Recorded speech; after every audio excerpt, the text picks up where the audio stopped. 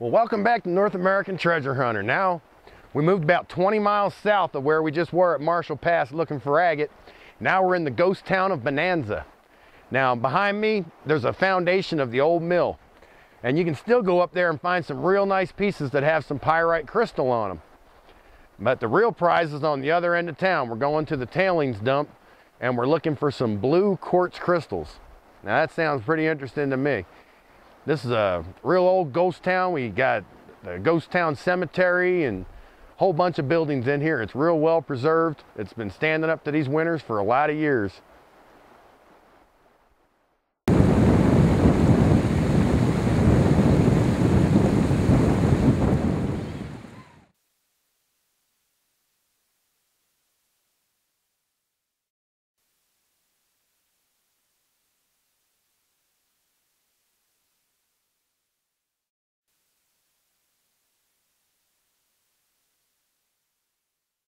All right, here we are at the other end of Bonanza. Now this is the Raleigh mine. Now this was the top producer in this whole area, and there were about 25 major mines and about 50 minor mines. So this is a big area. This was the biggest producer. These are their tailings piles out here behind me. Now in those tailings piles you find some real nice quartz crystals. And here I busted open a piece of the ore out here, and it's loaded with pyrite, and it's even got a little splash of silver on it. We'll bring that up to the camera and give you a close-up on it in a second. Now in 1879, here along Kerber Creek, a couple prospectors discovered this really rich vein that was full of silver, lead, and manganese. And by 1880, the Raleigh mine was up and producing, and over 4,000 people had entered Bonanza. This is one of Colorado's really forgotten ghost towns.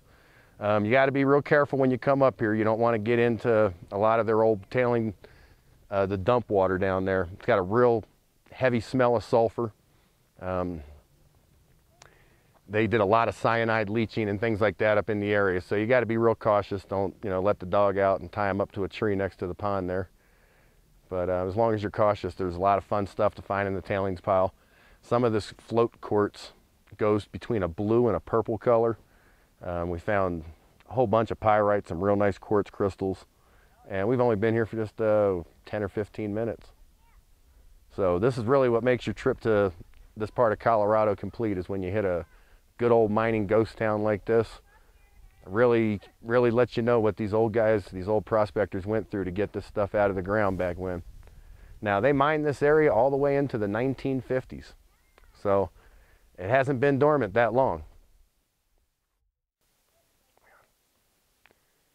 Now this is one of the pieces I split. Got a nice blotch of silver in it. And I'm going to turn it over here real slowly to this side, and look at all that pyrite. This wasn't a big gold or copper producing region. It was mostly silver. And they did produce over $10 million worth of silver in the years of operation up here at the Raleigh mine. And as rich as these rocks are, you can see how they were able to do that. I just busted this little corner off, and there's just that nice big old splash there. Wow, that's just beautiful. All right, now up there behind me, that's the main shaft of the Raleigh mine. That's where all this really rich silver, lead, manganese ore was coming out of. And they just kept rolling their tailings down, typical mining operation. But that's the main shaft of the big one out here.